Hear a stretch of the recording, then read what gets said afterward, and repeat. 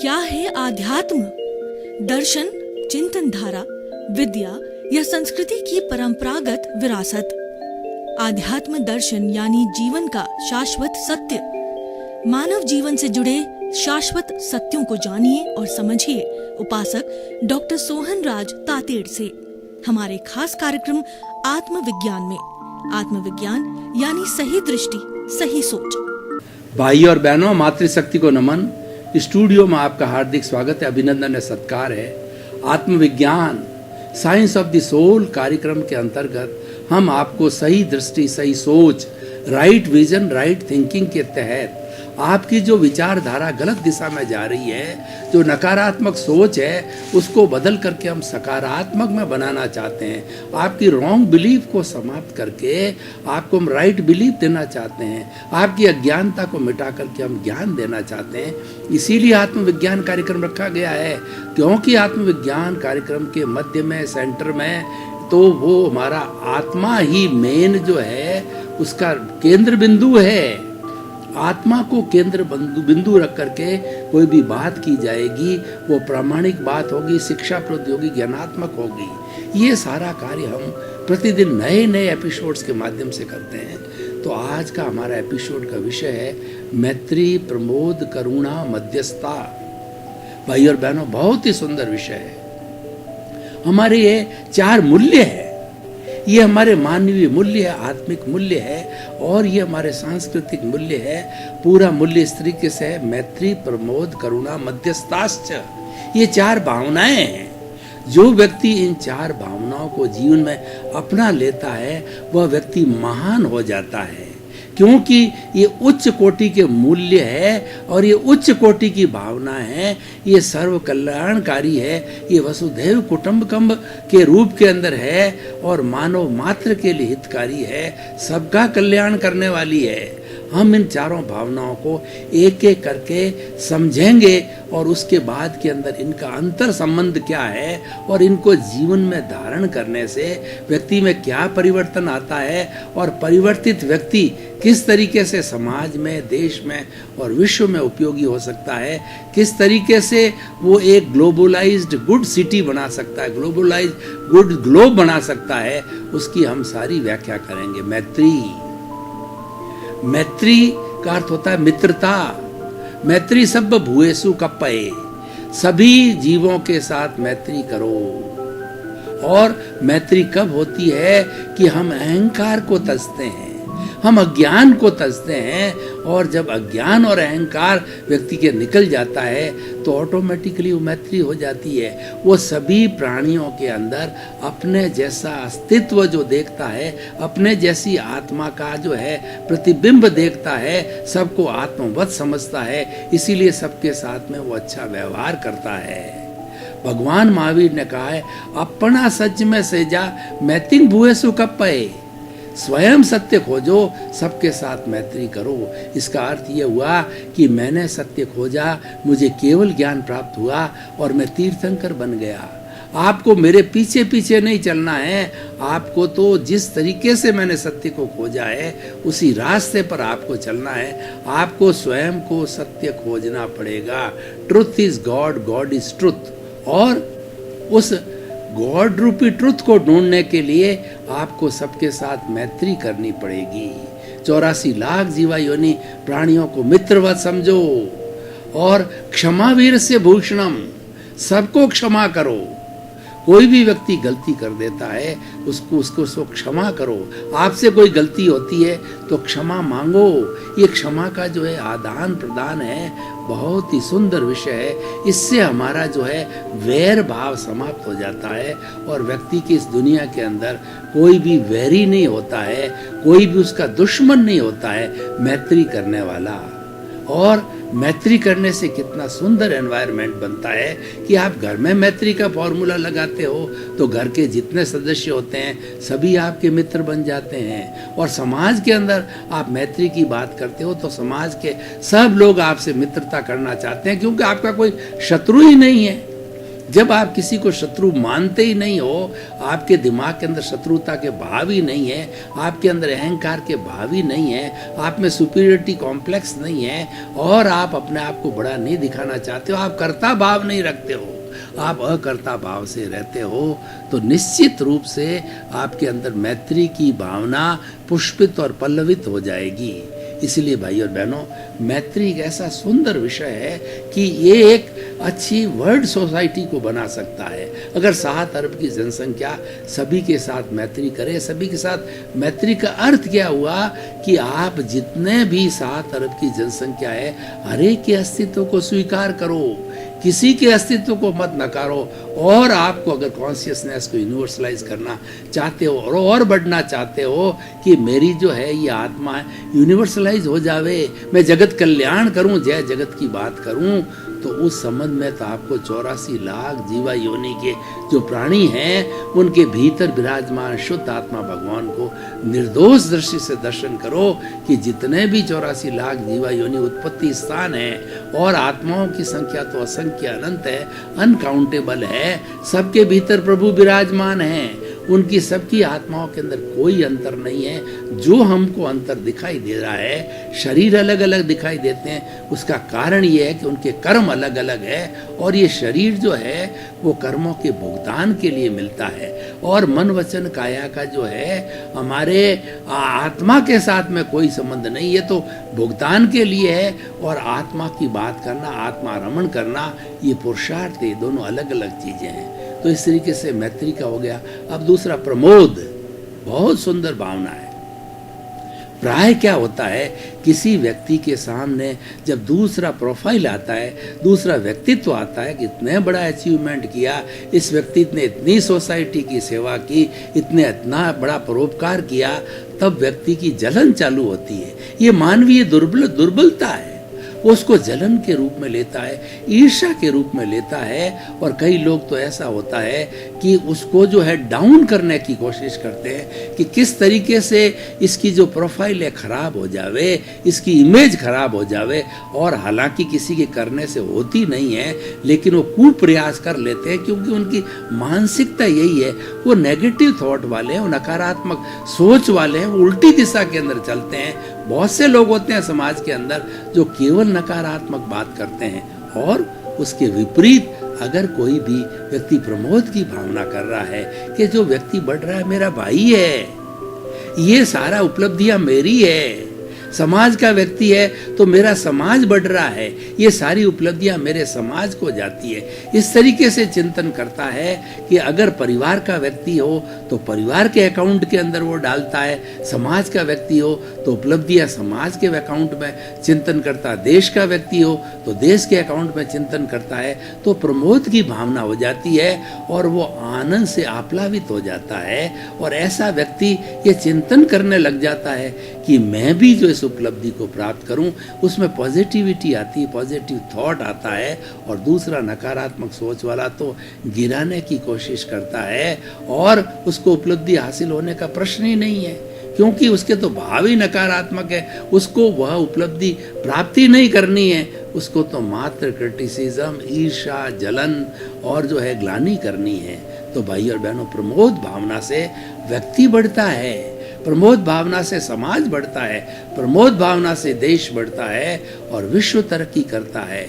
देखिए, ऐसा कहा जाता है कि कोई बहुत बड़ा व्यक्ति एक अदने से व्यक्ति के कंधे पर हाथ रख दे, उसकी पीठ थपथपा दे, तो अदना सा व्यक्ति दौड़ने लगता है।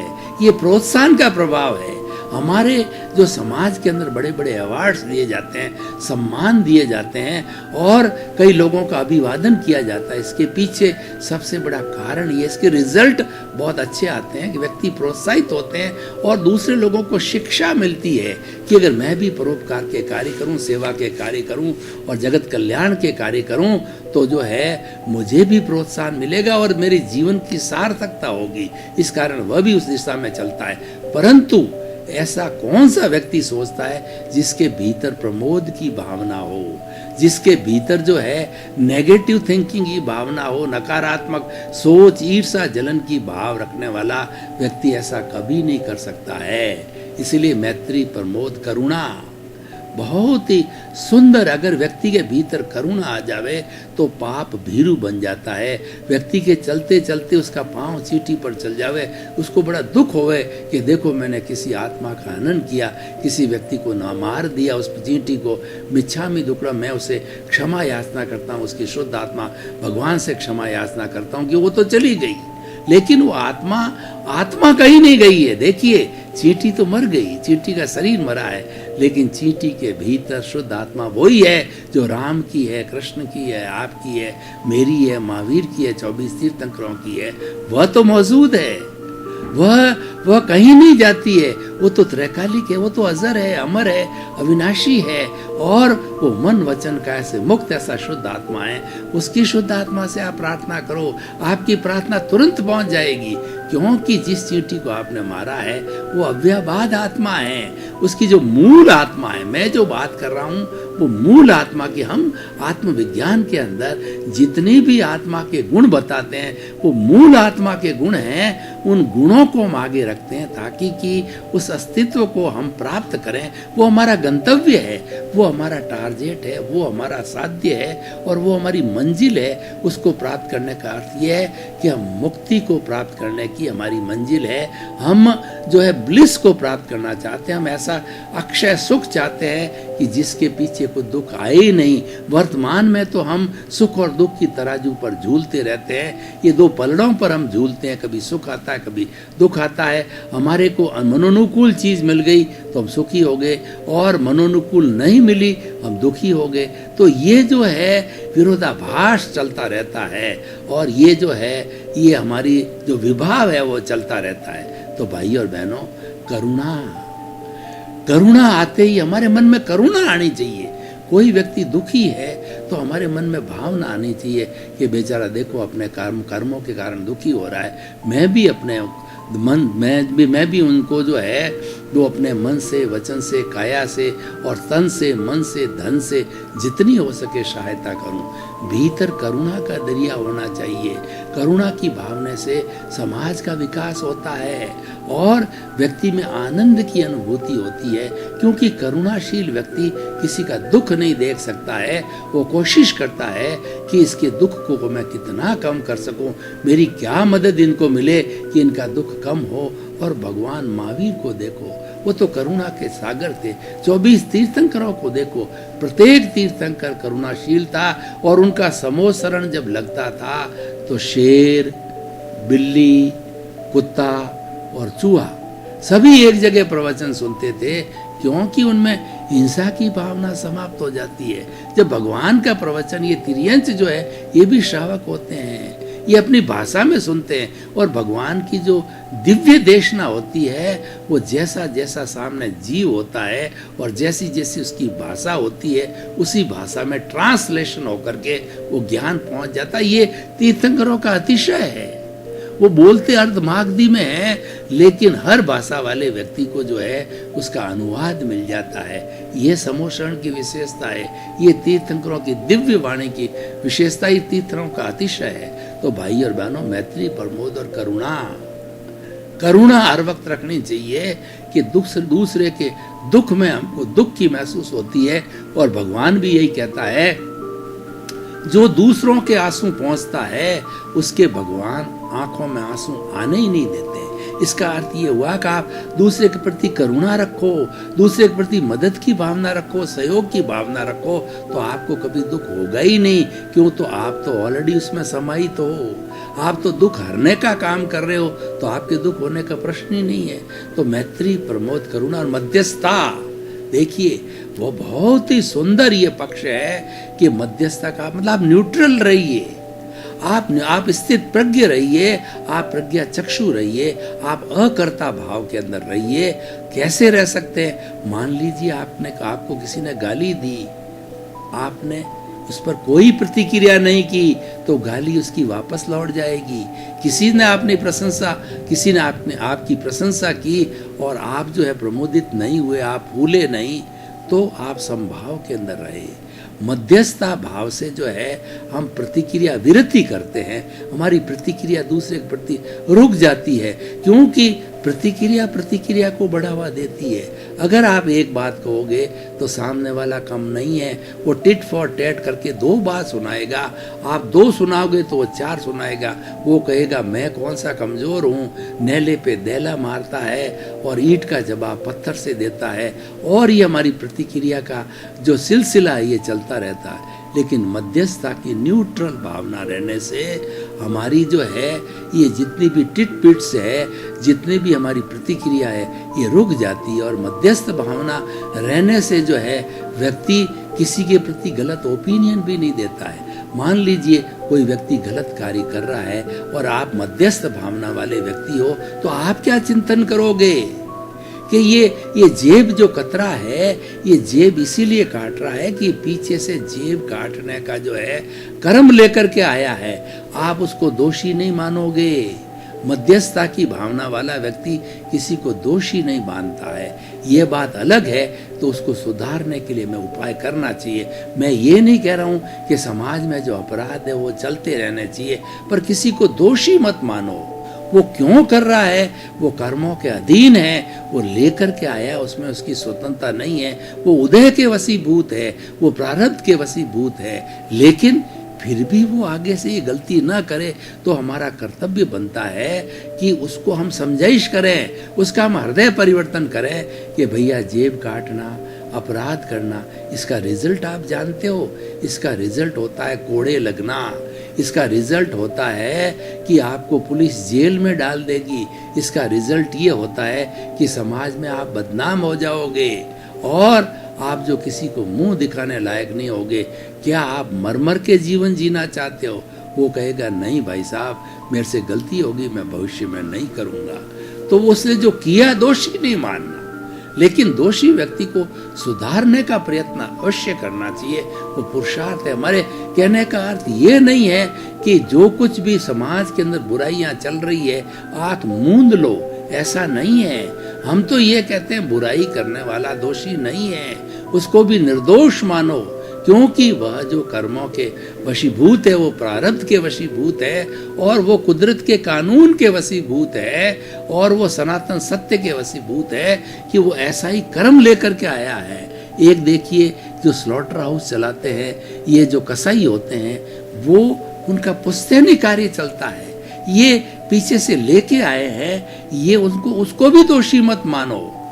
उसको जो है दोषी न मान करके और उसके भीतर विराजमान शुद्ध आत्मा भगवान को प्रार्थना करो कि हे शुद्ध आत्मा भगवान, ये जो शरीर कसाई का कार्य कर रहा है ये उसको छुड़वा दो। और समय मिलने पर उसके साथ बैठ करके बातचीत करो कि भैया जिसको आप मार रहे हो उसी तरह से आपको भी मारा जाएगा, क्योंकि ये प्रकृति का नियम है। जैसा करोगे वैसा भरोगे। और आप पंचेंद्रिय वध कर रहे हो, आप तो नारकी में जाओगे, इतने दुख भुगतोगे, इतने कोड़े पड़ेंगे कि आप सहन भी नहीं कर पाओगे। क्या इतना दुख झेलना जरूरी है? क्या आपका भरण पोषण करना है? दूसरा काम बहुत है दुनिया में। कम से कम हिंसा के बहुत काम है। कपड़ा बेचने का काम है, किराना बेचने का काम है, और भी बहुत से काम है जिसमें कम से कम हिंसा हो और उसके परिवार का भरण पोषण हो जावे, तो उसको हृदय परिवर्तन करना चाहिए। मध्यस्थता वाला व्यक्ति जो निर्दोष भी देखे उसको और उसका हृदय परिवर्तन करके और उसको छुड़ावे, ये बात हो गई। तो भाई और बहनों, मैत्री, प्रमोद, करुणा, मध्यस्थता, ये 4 उच्च दर्जे की वैल्यूज है, ये 4 उच्च दर्जे की भावना है। ये व्यक्ति अपने अगर जीवन में धारण करता है तो उसको आत्मविज्ञान के तहत हम कह सकते हैं कि बहुत अच्छा इंसान बन जाता है। हमारा जो आत्मविज्ञान कार्यक्रम है जिसमें आत्मा की पुष्टि की बात की जाती है और जिसके अंदर सम्यक दर्शन दिया जाता है, तो सम्यक दर्शन के अंदर ये 4 बातें हम देते हैं। आप मैत्री करो, प्रमोद की भावना रखो, करुणा की भावना रखो और जीवन में मध्यस्थता बनाए रखो। ये सभी चीज़ें जब जीवन में आती है तो हम अहंकार शून्य बनते हैं। हमारा अहंकार विलीन होता है, हमारा कषाय विलीन होता है, हमारा कषाय का उपशमन होता है और हम इन्फीरियरिटी सुपीरियरिटी कॉम्प्लेक्स से अलग होकर के और हम निर्दोष दृष्टि में जाते हैं, किसी को दुख न दे करके सुख देने की दृष्टि में जाते हैं। ये चारों जो बड़ी बड़ी ऊंची भावनाएं हैं, ये चारों भावनाएं जगत कल्याण की भावना है, व्यक्ति को सुख देने की भावना है, व्यक्ति को दुख देने की इसमें किंचित मात्र भी भावना नहीं है। और चारों भावना को प्राप्त करने वाला व्यक्ति निश्चित रूप से अकर्ता भाव से कार्य करेगा, निष्काम कर्म से कार्य करेगा, वो प्रज्ञा चक्षु बनेगा और वो गीता की भाषा में स्थित प्रज्ञ बनेगा। क्योंकि ये चारों भावना है, हमारा जो है ये आत्ममूल्य है। ये चारों भावनाएं आत्मा की प्रॉपर्टी है। आत्मा भी जब व्यवहार पक्ष में आती है तो चारों भावनाओं को स्वीकार करती है और इन चारों भावनाओं में जीवन की हमारा व्यवहार जगत है, उसकी हर समस्या का समाधान है। ऐसी कोई समस्या जीवन की नहीं है, मनुष्य मात्र की, प्राणी मात्र की, कि इसके अंदर उसका सॉल्यूशन ना हो। सारा सॉल्यूशन इसमें समाहित है। ये इटर्नल हमारी वैल्यूज है, ये सार्वभौम सत्य वाली मानूज है, क्योंकि इसमें कुदरत का कानून छिपा हुआ है, इसमें अल्टीमेट ट्रुथ छिपा हुआ है और इसके अंदर इसको जीवन में धारण किया जाता है तो हमको सनातन सत्य मिलता है कि जीवन का रियल ट्रुथ क्या है। क्योंकि जब हम किसी के प्रति मैत्री करेंगे तो निश्चित रूप से वह हम किसी बुरी भावना नहीं करेंगे। तो और दूसरा, प्रमोद की भावना होगी तब हम किसी की निंदा नहीं करेंगे, हर एक की प्रशंसा करेंगे। करुणा की भावना होगी तो हमारे भीतर धर्म का दरिया, हमारे भीतर करुणा का दया का झरिया छलकेगा। और मध्यस्थता की भावना रखेंगे तो हम किसी को दोषी नहीं मानेंगे, अपने दोष देखना चालू करेंगे। तो कुल मिला के ये चारों भावनाएं हैं, विश्व कल्याण की भावना है। भाई और बहनों, अब इस एपिसोड को मैं आज के परिप्रेक्ष्य के अंदर इसकी सोशल इसकी यूटिलिटी, इसकी रिलेवेंस और इसकी जो है वो सारगर्भिता के बारे में चिंतन करूं तो मैं कह सकता हूं कि चारों बातें बहुत ही सुंदर है और बहुत हाई लेवल की है और बहुत ही जीवन में धारण करने योग्य है। और इसके धारण करने से सबसे बड़ा लाभ ये होगा कि हमारा अहंकार है वो गायब हो जाएगा, शून्य हो जाएगा, विलीन हो जाएगा। क्योंकि ये अहंकार है वही अज्ञान है और ये अज्ञान का वेल्डिंग ही हमारे शरीर और आत्मा को जोड़े रखा है। तो इस अज्ञान के वेल्डिंग को हम काट देंगे, जो कि मिथ्या दर्शन है, वो मिथ्या ज्ञान है, वो मोहनीय कर्म है। तीनों आत्मा की घात करने वाले ज्ञानावर्णीय, दर्शनावर्णीय और अपने मोहनीय ये कर्म है, इनकी घात हो जाएगी तो हमारा अंतराय टूट जाएगा। चौथा हमारा कर्म में अंतराय टूटेगा तो अंतराय टूटते ही जो है वो हम बाहर में गुणस्थान में क्षीण मोह की अवस्था में चले जाएंगे और थोड़े समय के बाद के अंदर हमारी अंतराय जब टूट जाएगी तो पहले केवल दर्शन होगा और 13वें गुणस्थान के अंदर केवल ज्ञान की प्राप्ति करके हम 14वें गुणस्थान में केवल ज्ञान में जितना हमारा आयुष्य बाकी है उस आयुष्य के अंदर जो है हम शुद्ध ज्ञान को प्राप्त करके, क्योंकि हमारा अज्ञान तो चला गया, केवल ज्ञान का अर्थ होता है अज्ञान मुक्त ज्ञान, तो वो तो हमारा ज्ञान चला गया, दुख का कारण निकल गया और वो सबसे बड़ा ज्ञान अहंकार है वो चला गया, वो समाप्त हो गया। तभी 12वें गुणस्थान में क्षीण मोह होता है। मोह और अहंकार एक ही है।